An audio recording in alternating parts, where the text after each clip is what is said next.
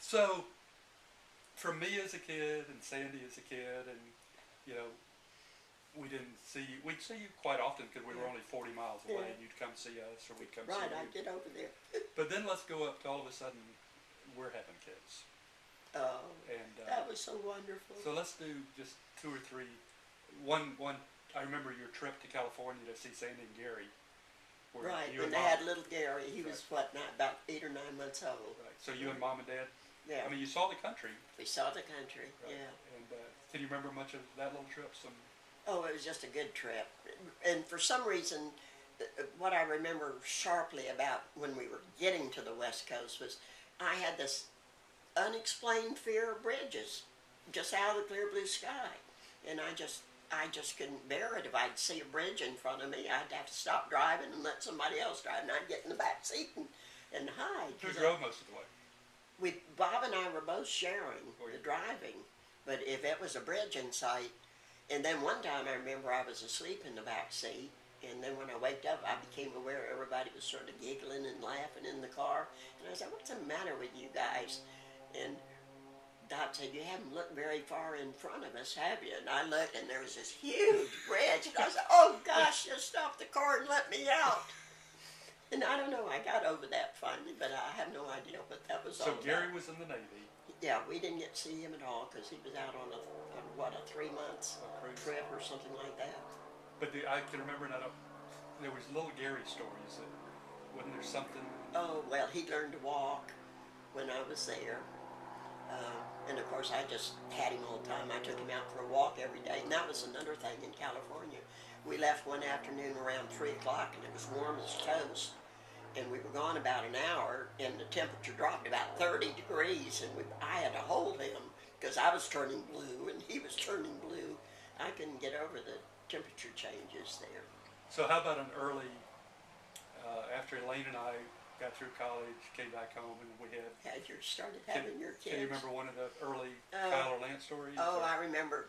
One I love about Kyle is that Elaine told me that he had a big wheel, and y'all lived on a cul-de-sac, and apparently he'd gone out on his big wheel, and this was, I guess, before Lance, because I can't remember Lance being there then, and she said he pulled up into a driveway just as a lady, one of Elaine's friends, was backing out, and it really frightened her, so she stopped the car and jumped out, and she said, "I'm going to tell your mother on you," and she said Kyle took off pedaling furiously, headed back to the house, so this lady just took her car and followed him slowly, and by this time now, Elaine's looking through the window, watching them both come, and wondering what has happened, and she says, as Kyle came up into the driveway, he's yelling, "Don't let her in! Don't let her in!" And then I can just see him doing that. I always remember the story of Lance and Vivian. Oh, yes. That Mr. Widman story. Poor Mr. Widman. Elaine was pregnant with Gavin. Right. Yeah, she was pregnant with Gavin. And Lance, I don't know, Kyle was with the grandparents, I think, at St. Pete. So Vivian was going to take care of Lance, and I was at work. And Vivian was kind of a disciplinarian. Oh, Vivian, never had children, and she thought a 2-year-old should sit on a chair and be quiet and not do anything. But anyway, he kept putting his feet up on the couch, apparently, and she kept telling him to take his feet off the couch. And she then threatened him with a ruler, and he'd still put his feet up on the couch, so she apparently got the ruler and apparently hit him on his legs with the ruler. And then weeks later, back in St. Pete, Elaine had picked up Lance from nursery school, and she said he's sitting in the back seat, and she hears him say something, and she said, "What did you say, Lance?" And he said, "Poor Mr. Widman." She said, "Poor Mr. Widman." He said, "Poor Mr. Widman." And Lance had never seen a Mr. Widman ever, didn't know there was a Mr. Widman. But he probably knew he was getting disciplined poor, too. Poor me.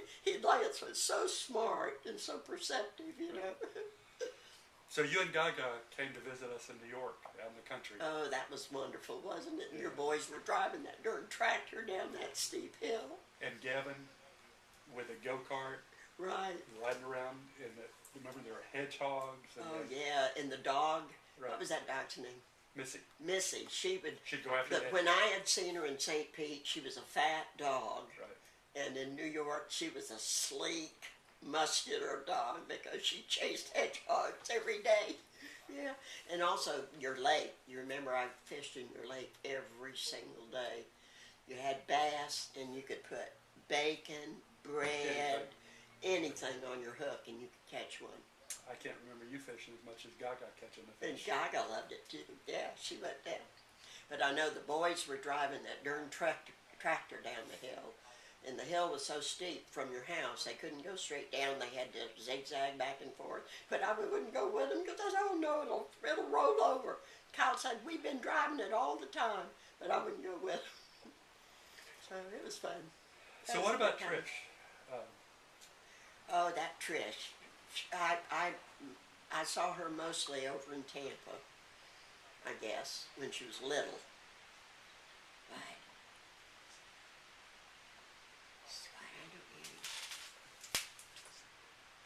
Oh, I know that's what you're talking about. You're talking When she was in Tampa, when she'd come see Dad, when Sandy would come with Trish Oh, okay. and Gary, and I see her in the pool. Right. See, and we'd of course get called over when Sandy was coming. Sandy and Gary were coming with Trish. But that's Yeah. kind of another success story, yeah. Oh yeah, You know, because Gary went to Georgia Tech, and I went. And when we went to Georgia Tech, there were 2 girls there, and then Tricia ends up going to Georgia Tech I and know, studying wasn't math. that something? And it was really, Yeah, that was it's something kind else again. and then you know, Trevor playing football. I know you came to a couple of his games in high school and Yeah. stuff, and it was really good. So now, my kids and Sandy's kids have kids. I know, and I didn't think any of them were ever going to start having kids. Right. And now we got what? How many of them do we have? We got 3, 4, 5, 6, 7, Right. 7. We And have then Sally and I have too her many. kids, and then foster kids. So Yeah. there's a lot of kids A lot around. of kids around. And for almost all of them, it's Yeah. Aunt Joanne. I mean, Yeah, I love them to death. They're all so precious. so I know really. you're part of your Yeah. life right now is, you know, Christmas cards and Yeah, birthday cards, Birthday cards for all those and little kids. gifts to all those Yeah, kids. And they're so sweet. Yeah. so you love kids too. Oh you never gosh, really I was had always your- going to have 6. Right. Never had any, And which now is you've too had a bad. lot more than 6. Absolutely, absolutely. Love them all. So the 2 things you're not supposed to discuss are religion and politics. That's what I tell you. Okay. Gaga used to always tell me that. Right. So what do you think about this crazy world we're in today? I don't People know. screaming at people. And, I hate it. Right. I hate it. I don't care who does it. There's just no need for it. You know, anger never solved anything. And then in any business, they don't just snipe at each other. They may do it in private, oh, it's got to but be. they have to get together at conferences and come to a meeting of the minds and solve whatever problem is there to solve. You Right. know, I think it's too bad for us.